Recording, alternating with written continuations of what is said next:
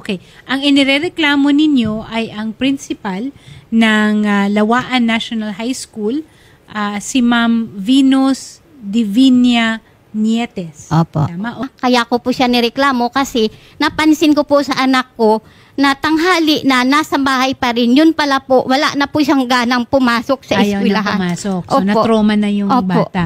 Ano pa po ang ibang mga reklamo? Sa panig naman ng ibang mga nanay? Sa akin din po, ma'am, tungkol din po ito sa anak ko na hanggang ngayon po, nasa proseso pa rin po siya na trauma. Kasi po, ang sabi ng advisor niya, dapat hindi ganun do's and don'ts. Dapat po, ito na ang huling araw mo sa mundo. Ma'am, kayo naman. Ako naman, September 18, nagpaalam ito sa akin. Sabi Anak niya, mo si Judy? Opo. Okay. Nagpaalam siya, sasama ako sa rally. Nagkasalubong sila ni Ma'am Nietes, ni Ma'am Principal. Okay. So, nag-good morning siya. Ang sagot sa kanya, good morning, Jordeline. Sabi niya, ayusin mo, sabi niya, yung mga post mo. Sabi niya, sasalita namin, kaya din mo ang post mo, may imugid ka nakin. Ano ibig sabihin nun? Sa Tagalog? Mayroon ka sa akin. May lalagyan ka sa akin, sabi ganon. Parang may pagbabanta. Nakakahiya ka, sabi niya. Ito ba ay naiangat na ninyo or naiparating na rin ninyo doon sa Parent-Teacher Association? Hindi po kasi recognize ng principal yung PTA officer po. Kahit na hindi na-recognize, ibang usapan yun. Ang tinitinan ko lang kasi dito ay magkaroon ng isang cohesive na organisasyon na siyang magiging boses ng pangkalahatan ng mga reklamo ninyo para maisaayos natin, ma-document natin, tapos iaakyat natin sa, anong tawag dito? Sa kinauukulan. At ang isa sa mga kinauukulan, nandito ngayon sa line 1 natin ang mayor mismo ng Lawaan Antique. Magandang hapon po, Mayor Aser Baladhay. Yes po, attorney. Si Mayor Baladhay po ito. Familiar po kayo, aware kayo, Mayor, sa nirereklamo ng mga batang ito at saka ng mga parents? Yes po, attorney. Aware po ako kasi yung kanilang gusto lang sana, i-transfer lang yung principal na ito.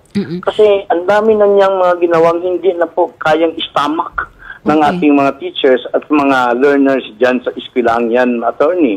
So, ibig sabihin, Mayor, may hawak kayo ng mga documentation na ang reklamo is not just from students or parents, pero kapwa teachers, mga subordinates, meron ding mga complaint. Yes, attorney. May mga, may mga sworn statement sila, affidavit, na nagpapakatotoo na talagang gusto nila talagang mapalitan. Mapalitan lang. Mayor, yun ang gusto nila. Sige, Mayor, bigyan din natin ng pagkakataon we have online sa line 4 natin si Ma'am Nympha Argelies. Ma'am Nympha Argelies, magandang hapon po, ma'am. Ano po ba, kayo naman po, ano ang inyong reklamo? Or ano po ang inyong participation, if any at all, dito sa mga naganap na rally? As teacher, ma'am, wala po kaming participation sa naganap na rally. Pero sa part po namin ng mga teachers, marami pong ginagawa si ma'am, principal namin sa amin, na sobrang nasistress kami. Actually, ma'am, yung isang kasama namin dito, nagka-cancer na dahil sa stress. Nako. Ilan kayo na teachers dyan sa Lawaan National High School? We are 43 po, ma'am. 43. Ilan po dyan sa 43 ang nakapirma sa complaint or merong mga inihain na complaint against the principal? Sa appeal namin, we are 40. Pero nag-file talaga ng sworn affidavit, they are 13. 13 or 30? Yes, ma'am. Yung talaga sila ng legal complaints doon sa region namin. Pero ang nagbigay ng salaysay, 40 or ang sumali? Yes po, ma'am. We are 40. Okay. Good afternoon po. Yung sa amin lang po na hinihiling po, yung reassign po, sir, na mabigyan din po ng paukulang action po. Kasi po, yung worry namin, ilan pa po yung mabiktima kasi itong si Mrs. Lindayaw, yung anak niya, if you remember before, nag-attempt mag-suicide. So, ang concern namin, bakit dito kami, buong Lawaan National High School po, until now, mayroon pa po nagtatransfer na tuloy-tuloy po, sir. So, out of 1,200 plus, before, as of now, nasa 950 na lang po yung mga estudyante, which is ongoing pa rin po yung pagta-transfer sa ibang schools. So ang worry namin, ang welfare po at ang safety ng buong mag-aaral ng Lawaan National High School na they are there, the school is their second home.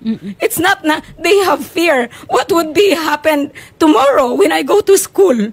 That's our main concern, sir. Thank you very much. So sir, I think it's nakakabahala po, and I did not know na there was an attempt, Yes, no, to take his or her own life. Kasi po, umabot nung sa time na ganun. po, nang nagreklamo kami, ang balak ko po sana, pumunta dito ng Maynila para magtrabaho dahil single parent po ako. Okay. So hindi ka na nakaalis. Hindi po ako dahil natuloy kailangan mong- kasi kailangan ko po nabantayan yung anak ko. Kasi meron nag-message na po siya sa akin na, Ma, ang Ayoko ganda na. na mag-ano. Sabi ko, ano yung ano? Sabi niya, gusto na po magpahinga. So ngayon po, yung anak ko po, hindi na po nakapag-aral kasi yung tita niya po na nagsusuporta sa kanila, hindi na po nagbigay ng suporta dahil sumagot-sagot po siya doon dahil sabi niya sa tita niya, Ante, hindi na po ako sa school, dadagdagan mo pa, pagagalitan mo pa ako. Okay. So kaya po ngayon, hindi po siya nakapag-aral. Okay. So, isa lang ito sa mga kwento ng mga bata. Judy, anong masasabi mo? Anong appeal mo kay Sir Nicasio? Opo, bilang pong estudyante ng Lawaan National High School, natatakot na rin po ako kung dyan pa rin po siya bilang principal po. Kasi po, pinagbantaan niya po ako Kasi kapag papasok po ulit ako, tas di po inaksyonan to, wala na po ako din. Titigil na lang din po ako pumasok. Mama mo, magsasalita rin? Opo, good afternoon po.